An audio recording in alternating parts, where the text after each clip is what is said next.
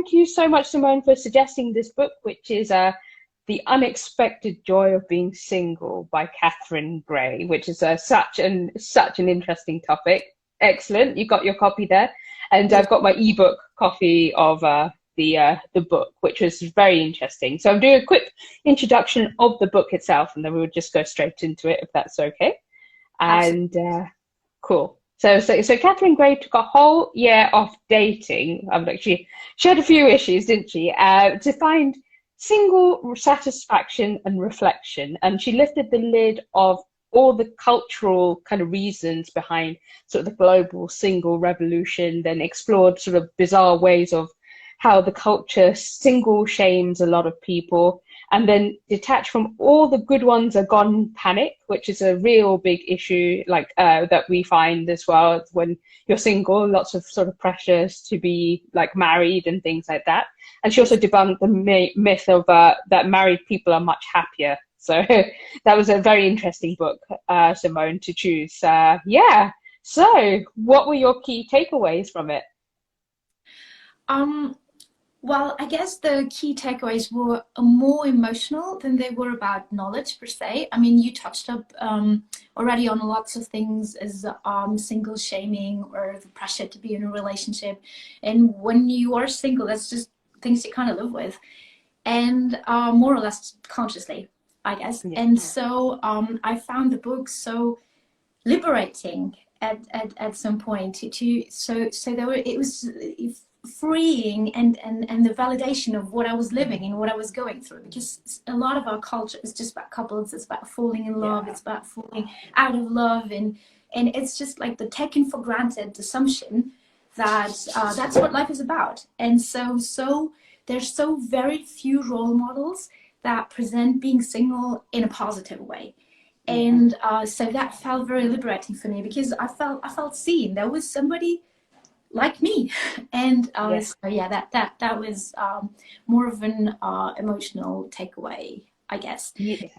And I guess I didn't realize, just to a point, I mean, consciously I thought that I knew all that stuff, but I realized that I was very hesitant about posting a review. And then that was my best post last year. So it shows you how unconsciously you still, even after having read the book, after being quite happy in my single life, you still have like this internalized stigma. And so that was my main takeaway from the book.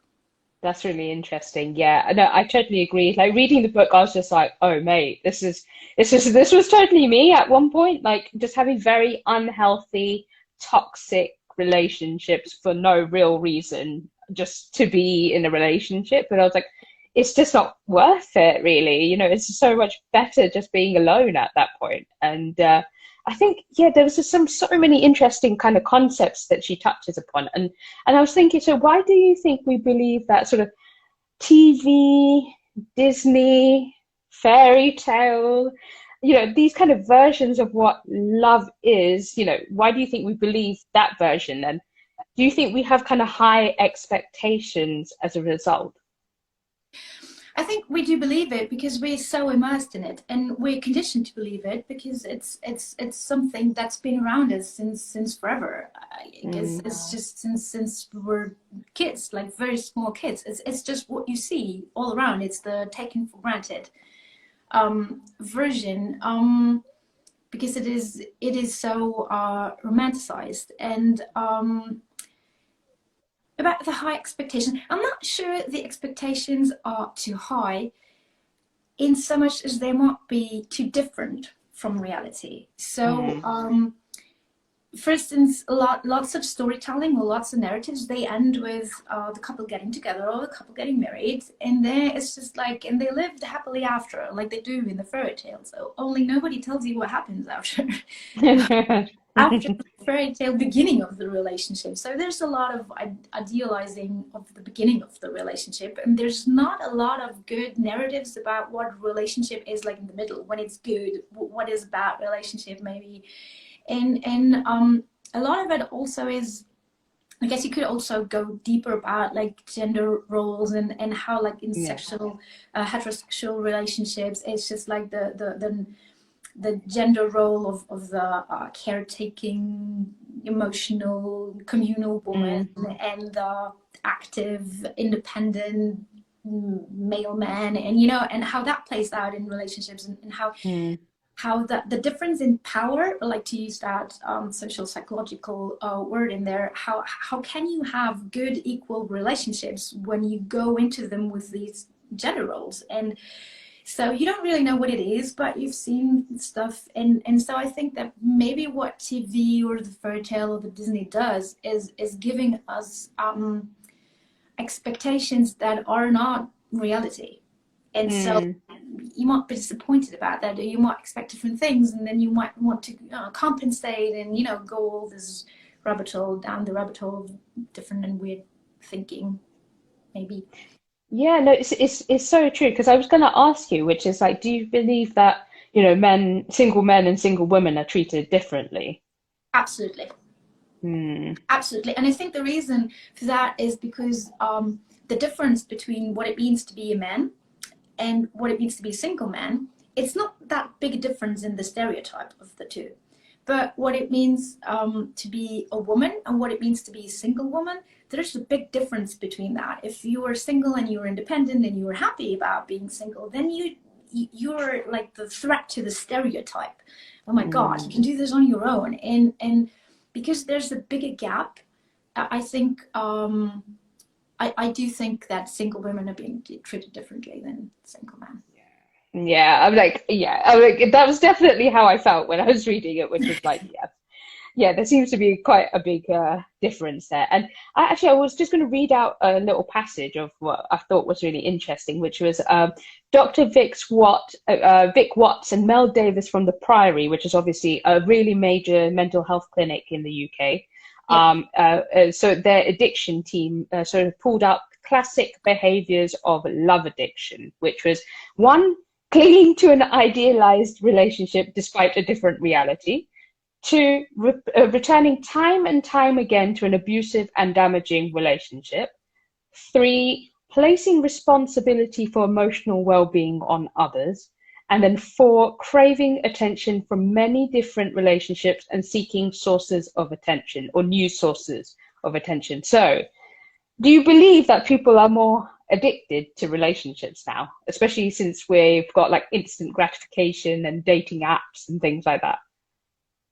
I'm not sure they're moral love addicted, but I think it's harder to get over the love addiction with social media, and so because you can like look them up and see what they're doing and what they're posted or what they're what's going on in their lives, and so it's much harder to bring distance between you and your former partner. And I think that she says that in book, and I do believe that it's my personal experience that distance is very helpful in getting over a former partner, no matter how the relationship was and how it ended. But that's just my personal experience. Yeah, no, definitely makes it harder, isn't it? It's a bit like being an alcoholic, isn't it? And having just being surrounded by alcohol all the time, isn't it? Yeah, It's not very yeah, helpful. yeah. And okay, so we were talking about sort of the how single men and single women are, treated differently. And Yes. why do you think sort of like governments and institutions prefer to give benefits and tax breaks to people who are married rather than single? I think it's just a remnant of how society used to be, or how values of society used to be. I think that a few decades ago, a lot more people were married, or not only in long-term relationships, but in long-term relationships and married than they are today. And that's just around that reality that society and its rules and its tax codes are created. And I think that the more we question what's happening around us, what we question in society, the more we find that these rules might not be fair, and then we go about changing them. And so I think that's just a leftover from a world that no longer exists. I know, for instance, in Luxembourg, before the pandemic hit, there was a petition asking to reform the tax code and making it more equal between people married and unmarried people. Now, I don't know what happened to that, because with COVID, priorities, of course, shifted. So I don't know where that's at. But I think that's changing, and that's good. That's really interesting. Wow. I wonder whether, yeah, exactly, the pandemic kind of set some stuff back then, given that people kind of stuck together at home.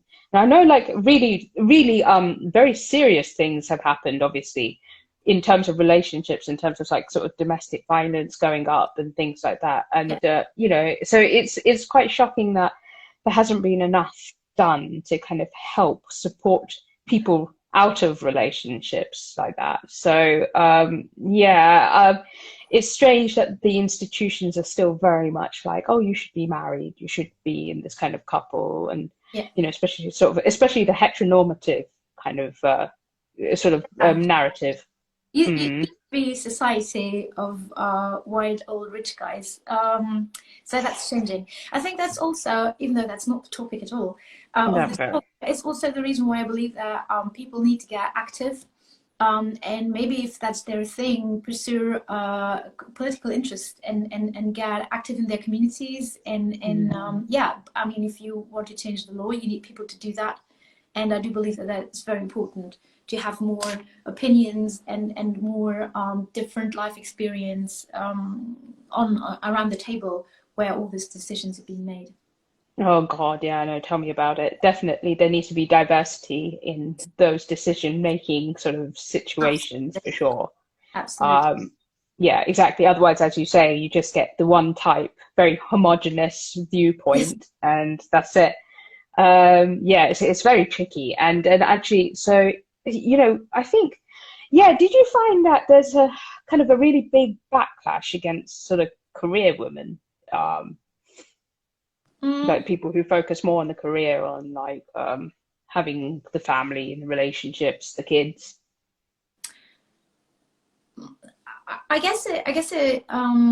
it depends a bit on the situation, and I mean in terms of age. I think it is now quite accepted that couples have children later in life. So I think that at the beginning, it might be, or at the beginning when you start working, the situation might be a bit more equal. But then, I guess it stays equal if you don't have children. But Mm, I do believe that there is a lot of, or more backlash for women who have children and who continue to pursue a career. And mm, that I think is very difficult. I see that in my workplace, women just trying to divide themselves up in different bits and pieces to do their best at work, at home, and there's like always like this, not doing one thing 100%, because I mean you're lots of things, yeah. and then there being backlash or criticism for that, which I don't think is fair. But so yeah, I'd say once you make the choice to have children and a career at the same time, then yes, I do believe that there's backlash. Yeah, no, I totally agree in terms of they were saying that people who like women who do go for sort of career and to have a family as well, they're not doing 50-50. They're doing 100% of both, which is Yes. impossible. And the thing is that they're taking on the majority of both worlds. So domestic chores at home, on top of like domestic care, and then on top of it, workload. So it's almost impossible. Absolutely. And then we go back to the question of balance in a relationship and equality in a relationship, and the question of gender roles, and why is it that there is 100 and 100, and Mm, how is the relationship organized, I mean with your partner, as to how you go about doing that. And then we go mm, back about not having role models, or like in fiction, in fairy tales, where these kind of things are explored in a way where in heterosexual relationships that equality is being portrayed. And yeah, so lots of issues. Still issues. yeah. Definitely, definitely. And oh yeah, I found the interesting things, like all these little bits and bobs she added, like her favorite protagonists in her books, favorite songs of being single, things that kind of reminded her of like how amazing it is to have singlehood, things that reminded her of breakups. And I was just wondering, what are your favorite things to do, or were your favorite things to do as a single person? Um, I'm not sure I do. It's a difficult question, because I'm not sure I do things. I do different things. I guess one thing I do appreciate a lot is having, I guess, a lot of free time, which allows me to have my part-time study on top of my full-time job. Mm. I like having enough time to read, and I absolutely love decorating and designing my apartment the way I want Mm. it to. So every decision, every choice is 100% me, and it's only objects and things that I really love. But apart from that, in the day to day, I'm not sure that I would be doing different things now than I would be Mm. if I was in a relationship. That's interesting. And also, I just wanted to ask also, do you have a favorite single protagonist, especially in books? Do you have a single? I'm not sure that I do. I was thinking of two things that couldn't be more contradictory at all.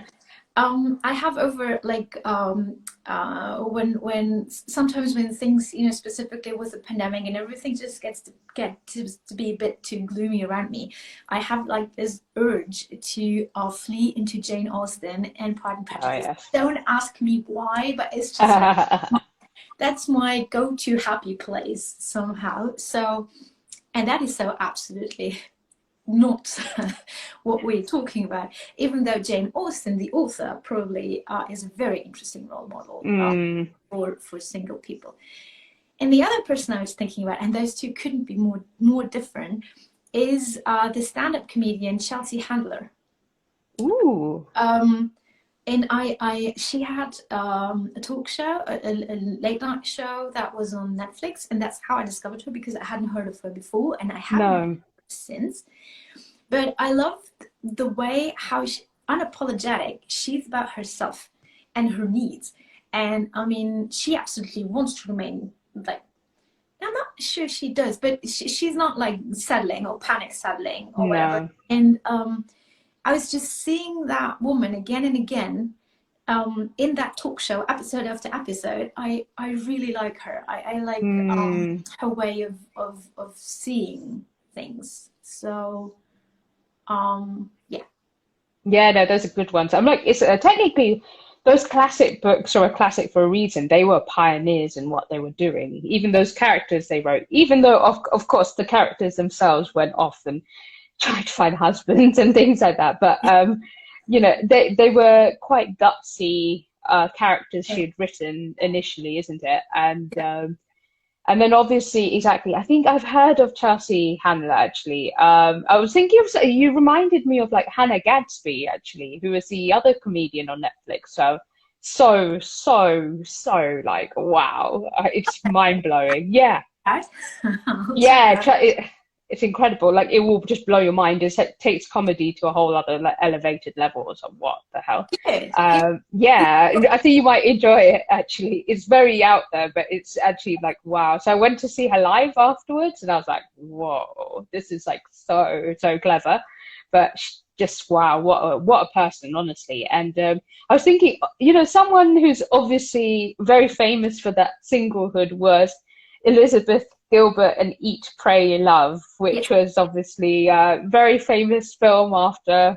made after the book. And, I was just like, oh, yeah, that seems like a very exact kind of idea of what people think of singlehood, isn't it? You just go Yeah. off and find yourself somewhere in some country and eat food and try different things. And I was just like, yeah, maybe that's kind of how I kind of remember. Like that's what I enjoyed of like traveling by myself and things like that.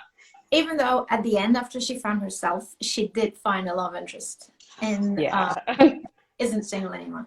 But yeah, she's also the reason I liked her so much is because she had the guts to leave a relationship, and sometimes leave it you it's like you have to explain when you leave a relationship. You don't have to explain why you entered a relationship, but you do have Yeah. to explain when you exit a relationship, True. and people better like your explanation. So I liked her because of that, because she made that bold choice, and I liked her because she was so vulnerable and transparent and open about the healing that she needed to do after. So yeah, she's definitely also a very strong role model.